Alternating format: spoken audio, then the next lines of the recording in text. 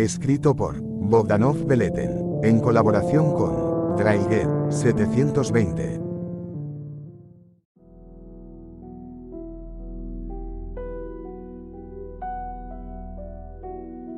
La maldición de la Cueva del Diablo. En las montañas del norte del estado de Washington, hay una red de cuevas que los lugareños han evitado durante generaciones. Las leyendas locales hablan de extrañas desapariciones, ecos de voces que no pertenecen a los vivos y figuras oscuras que acechan en las sombras. A pesar de las advertencias, un grupo de espeleólogos decidió explorar una de estas cuevas, conocida como la Cueva del Diablo, atraídos por la promesa de descubrir nuevas formaciones y la emoción de lo desconocido. El líder del grupo, David, era un espeleólogo experimentado que había explorado cuevas en todo el mundo. Junto a él estaban su hermano menor, Eric, y sus amigos, Sarah y Tom. Equipados con linternas potentes, cuerdas y suministros para varios días, entraron en la cueva una fría mañana de octubre, ignorando las maraadas de advertencia de los habitantes del pueblo cercano. Desde el principio, la cueva tenía una atmósfera extraña. El aire era denso y pesado, y el silencio absoluto era perturbador. A medida que se adentraban más, las paredes se estrechaban y el suelo se volvía irregular.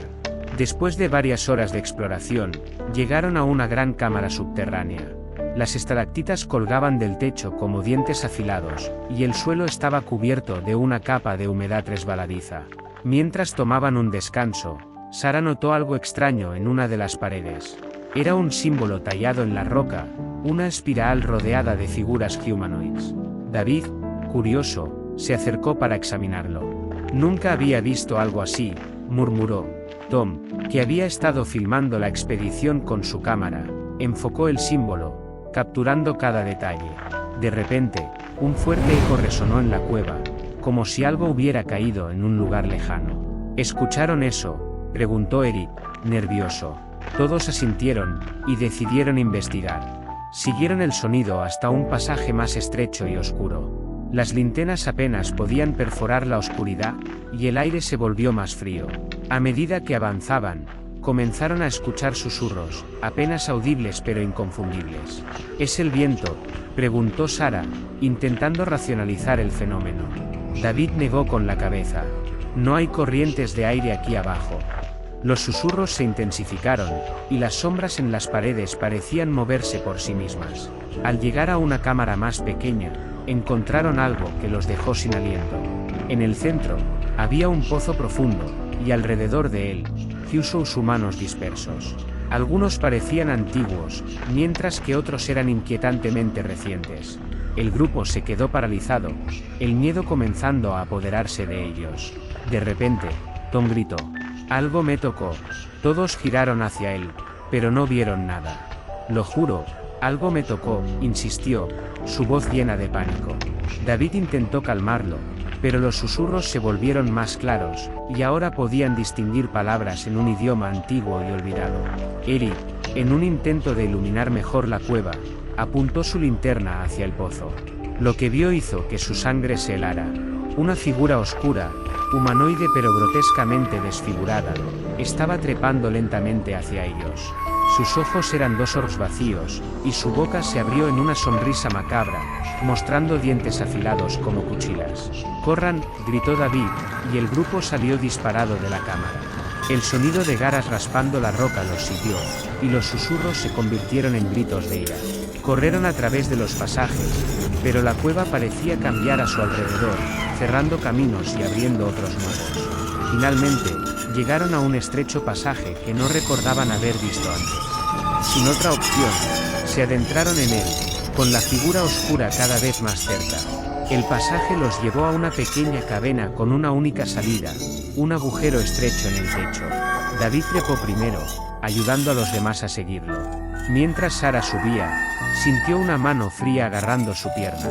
«¡Ayúdenme!», gritó, y David y Tom la tiraron con todas sus fuerzas. La figura oscura apareció en la entrada del pasaje, sus ojos vacíos fijos en ellos.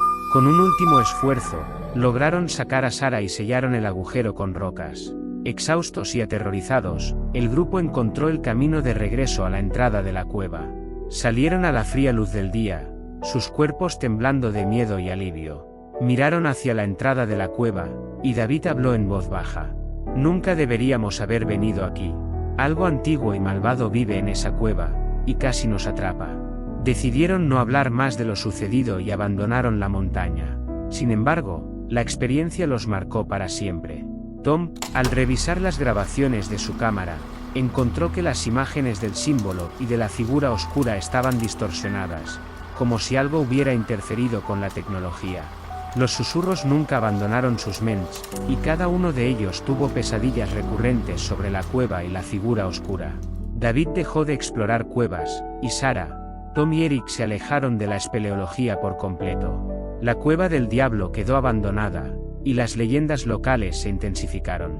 Los habitantes del pueblo seguían contando historias de desapariciones y voces en la noche, advirtiendo a los curiosos que se mantuvieran alejados. Y aquellos que escucharon la historia del grupo de espeleólogos supieron que había algo verdaderamente oscuro y maligno en las profundidades de la cueva, algo que nunca debía ser despertado. A veces, en noches sin luna, los más valientes dicen escuchar susurros provenientes de la entrada de la cueva.